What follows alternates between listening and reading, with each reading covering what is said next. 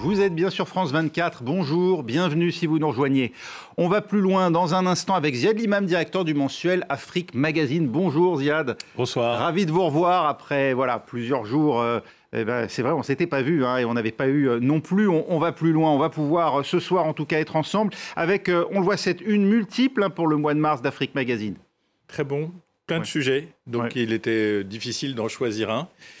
Et puis des fois, ça permet aussi de montrer la diversité. La une classique d'une seule image, des fois, c'est pas ça. Des fois, l'Afrique est diverse et ces sujets sont divers.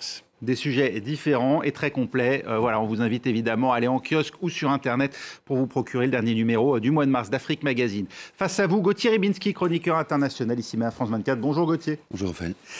Mais d'abord, l'essentiel de l'actualité ce mercredi 20 mars. Va-t-il pouvoir sauver l'espoir d'un cessez-le-feu à Gaza?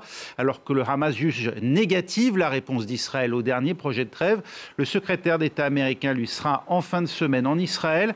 Après l'Arabie Saoudite aujourd'hui et l'Égypte demain, Anthony Blinken veut convaincre l'État hébreu de renoncer à une opération terrestre sur Rafah où 1,5 million de Palestiniens seraient actuellement réfugiés d'après le Hamas. Des poursuites judiciaires sur des décennies, c'est la menace de la Russie en réponse à l'annonce des Européens ce mercredi. Les 27 envisagent d'employer les avoirs russes actuellement gelés par l'Europe pour financer les armes fournies à l'Ukraine. Une proposition qui sera discutée demain et vendredi lors d'un Conseil européen à Bruxelles.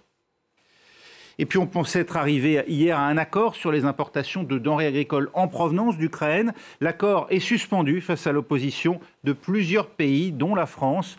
L'UE s'est pourtant entendu pour plafonner certaines importations exemptées de droits de douane, mais sans inclure le blé dans le mécanisme, inacceptable pour plusieurs organisations agricoles. C'est de l'avis général l'élection présidentielle la plus ouverte depuis l'indépendance du Sénégal. 7 millions d'électeurs sont appelés aux urnes ce dimanche, après bien des péripéties.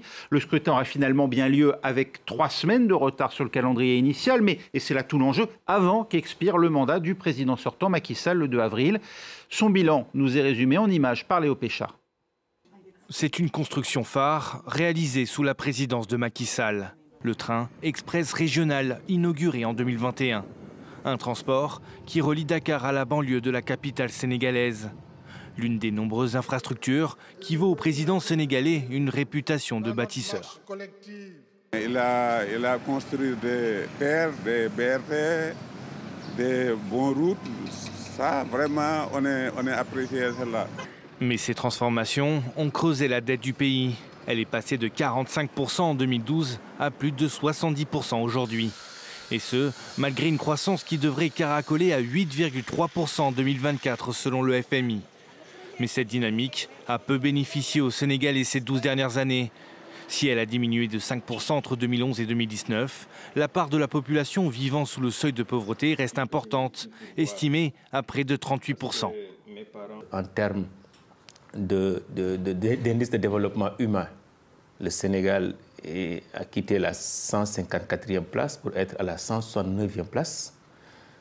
En termes de chômage, on est passé de 13% en 2012 à 24% maintenant. L'humain, c'est ce qui est absent dans le bilan du président Macky Sall. Un bilan en demi-teinte, assombri selon certains experts par un glissement autoritaire de Macky Sall ces dernières années. Le président sénégalais est accusé de s'en être pris à de nombreux opposants.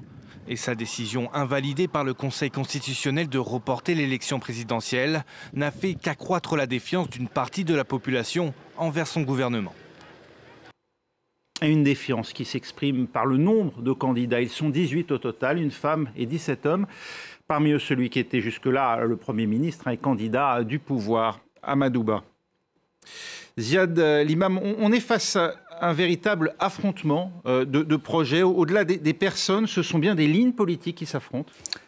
Ah oui, assez clairement. Il y a une ligne politique, il y a une ligne générationnelle, il y a une ligne sociale. C'est-à-dire qu'il y a vraiment c'est étonnant d'ailleurs, parce qu'on a vu à un moment presque cette élection nous échapper, j'allais dire, ou mal tourner. Et finalement, c'est quand même tout à l'honneur du Sénégal. Finalement, elle est revenue dans les clous, d'une certaine manière. On a accepté les décisions d'un Conseil constitutionnel.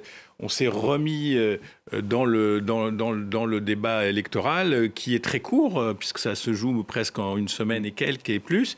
Mais, comme vous le disiez, il y a vraiment deux perceptions de ce que doit être le Sénégal. D'un côté, il y a les candidats, parce qu'on est bien obligé de dire qu'il y a des candidats PASTEF, même s'il y en a un qui n'est pas candidat, mais le chef naturel, Ousmane Sonko, qui ont une vision, qui porte une espèce de vision de changement, c'est-à-dire d'un changement radical, différent, plus jeune. Il y a aussi un peu l'idée qu'il y a un Sénégal plus populaire par rapport à un Sénégal des élites, et que ce temps est arrivé que ce Sénégal plus populaire arrive au pouvoir. Les idées de rupture avec le franc CFA, les idées de rupture avec... Bon, il y a des mots un peu qu'on utilise un peu facilement, le néocolonialisme, tout ça, etc. Mais c'est assez surprenant. Ils sont préparés, ils ont un discours, ils sont interviewés. Le candidat officiel... c'est que c'est exprimé dans un grand quotidien français. Donc, ils ont une campagne en cours. Mais ça ne veut pas dire qu'ils sont élus. D'une part, le Sénégal profond, parce que les spécialistes regardent la carte des élections législatives il y a un an ou deux, regardent la carte des présidentielles, et on voit aussi qu'il y a des constantes dans le vote au Sénégal, et que le candidat de la coalition au pouvoir, Amadou Ba, il a quand même ce Sénégal profond qui pèse, ce Sénégal des campagnes. Il a un appareil de l'État, il a l'appareil du parti, et puis l'idée que le changement et la continuité, c'est pas une idée ringarde. C'est-à-dire, il y a une partie du pays qui estime qu'il faut faire très attention, que les enjeux sont tels, que le Sahel, que la crise, qu'il faut donc garder le cap de ce qui a fait en fait les années maquis. Les années maquis, c'est le PSE, c'est le plan Sénégal émergent. Alors, on peut discuter dette, pas dette, mais voilà, ça c'est là. Et donc Amadou Ba, tout son problème et toute son opportunité, c'est de dire je garde ce qu'il y a de positif, et j'apporterai ma touche de changement. Et je crée 1 million d'emplois en 5 ans. Et j'apporterai ma touche de changement. Ouais. Bon, après, les campagnes électorales, c'est comme je sortirai du CFA où je créerai 1 million d'emplois. Bon, tout ça, on verra bien ce que ça donne. Mais au fond du fond, toute passion mise à part, tout, etc., c'est quand même une élection singulièrement démocratique, avec un vrai débat, avec des journalistes, avec des meetings, avec un premier tour qui est très incertain. Est-ce qu'il y aura un candidat élu au premier tour? Est-ce qu'il y aura un deuxième tour? Et s'il y a un deuxième tour, dans quelle alliance on va rentrer? Parce qu'il y a un personnage dont on n'a pas parlé, qui est Karim Wade et le PDS, et d'autres candidats, Khalifa Sall. Donc s'il y a un deuxième tour, il y aura forcément une recomposition du paysage politique.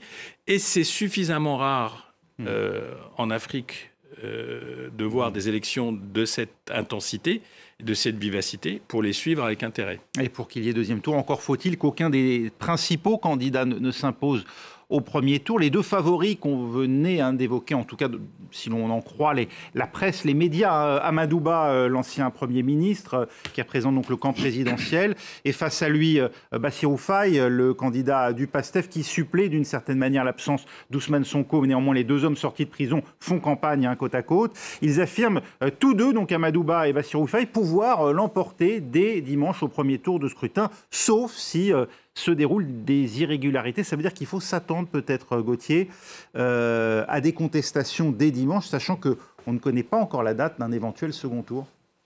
Alors c'est ça, c'est un petit peu le contre-champ de ce que vous venez de dire tous les deux, c'est-à-dire qu'effectivement, il y a une forme de maturité incontestable de la démocratie sénégalaise. Je remarque aussi que contrairement à d'autres pays d'Afrique où parfois on se dit mais où sont les enjeux si ce n'est dans les personnes qui se présentent, là effectivement il y a quelque chose d'assez solide, d'assez franc, mais en même temps il y a ce risque, peut-être pas de fraude, simplement quand un candidat et l'autre d'ailleurs disent si je ne suis pas élu dès le premier tour c'est qu'il y a un problème, c'est-à-dire qu'on a du mal à admettre qu'effectivement la chose puisse être limpide et donner l'avantage à un autre ou à un ou l'autre des candidats. Donc c'est là qu'il y a un souci, c'est-à-dire que si vous n'avez pas un consensus pour dire après tout, on ne sait jamais... Le verdict des urnes. Le verdict des urnes est celui qu'il est. Donc c'est un petit peu un bémol Alors qu'effectivement, le fait qu'on avait vu ce programme, cette élection partir en quenouille et qu'on était inquiet sur le caractère peut-être même violent, physiquement violent de la situation, il y a eu un rattrapage. Avec ce petit bémol que vous signalez. On peut écarter toute tentative de Macky Sall pour se maintenir en fonction du score que fera son dauphin Amadouba dimanche. Franchement, il a dit et répété publiquement qu'il partirait à la date de la fin de son mandat. Alors évidemment, on peut, dans les théories diverses du complot, imaginer que l'état d'urgence, que je ne sais quoi, que ça. Mais je crois que la dynamique n'est plus sur cette question. C'est-à-dire, il y a un petit flou juridique en cas de deuxième tour. C'est est-ce qu'il faudrait que lui transmette après un deuxième tour, ou est-ce qu'il faudrait... Oui, parce que c'est le 2 avril, la fin du mandat. Donc, mais je pense que tout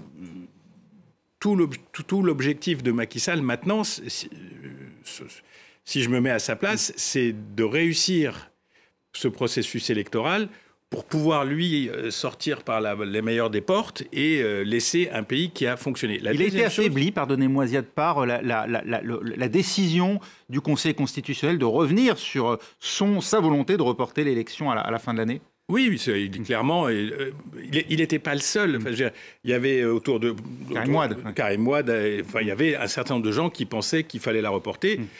C'était probablement pas ce qu'il fallait faire. Après, encore une fois, on peut aussi remarquer que le côté institutionnel a fonctionné. Et on peut remarquer que le président ne s'est pas opposé à ce qu'une institution lui dise « bah non, finalement, on revient dans les clous ».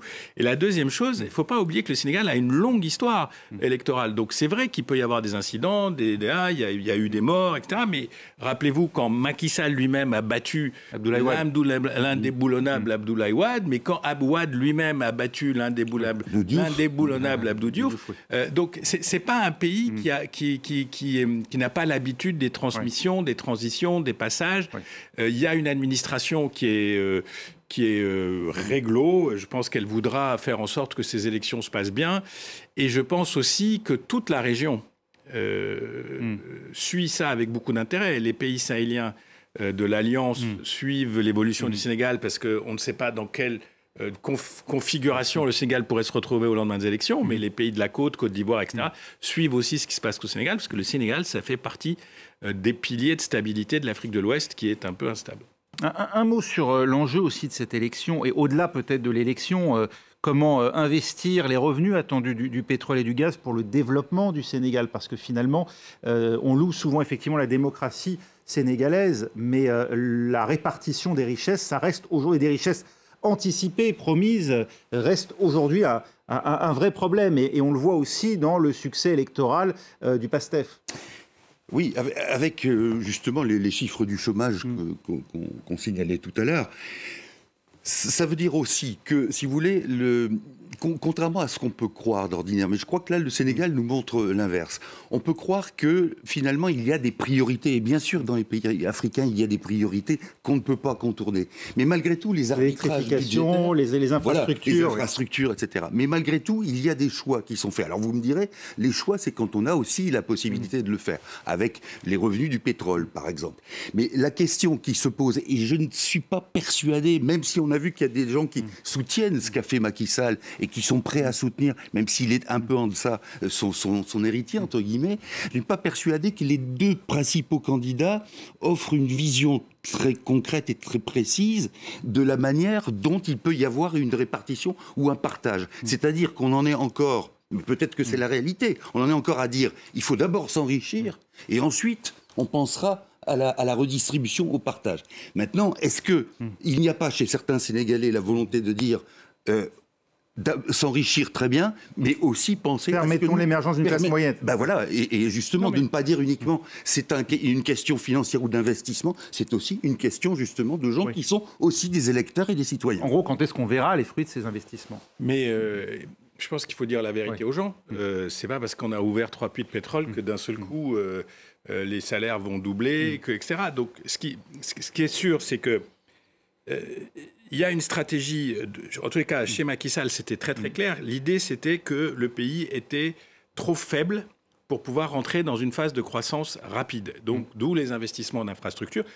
Raisonnement que vous avez eu aussi en Côte d'Ivoire avec des effets encore plus rapides. Donc, Ça, c'est une approche. Et ces gens disent, certes, il y a de l'endettement, mais oui, mais comment je fais, moi, si je ne m'endette pas? Donc, tout mon problème après, c'est comment mon économie va générer suffisamment de revenus pour payer la dette et pour payer l'investissement. Donc, c'est un pari qu'ils ont pris. Et clairement, sur la période Macky Sall, ça a changé, ça a bougé. Alors, certes, il faut parler de la démographie, parce qu'on fait de la croissance, mais la moitié d'entre elles, ou les 2/3 d'entre elles est mangée par la démographie. Donc forcément, ça fait les effets chômage, ça fait les effets trucs. Et la deuxième chose, c'est que pour atteindre cette répartition idéale, il faut des taux de croissance de 10% sur 15 ans, sur 20 ans, pour qu'enfin on puisse investir. Vous savez, la répartition, ce n'est pas forcément les salaires. La répartition, c'est un système universitaire et scolaire qui fonctionne, qui fait que des gosses qui naissent aujourd'hui ont une chance d'avoir un job dans 20 ans en plus, pas un job d'aujourd'hui, un job de ce que sera l'Afrique dans 20 ans, les intelligences artificielles, tout ça. Voilà. Il faut que ces gens-là ces opportunités soient possibles. Et c'est là qu'on parle de gouvernance. C'est là que ces États doivent offrir des perspectives sur un certain long terme. Et donc, il faut accepter que c'est un certain long terme. Merci beaucoup, Ziad Limam, Gauthier Ribinski. On va plus loin, c'est terminé. Restez avec nous, l'info continue sur France 24.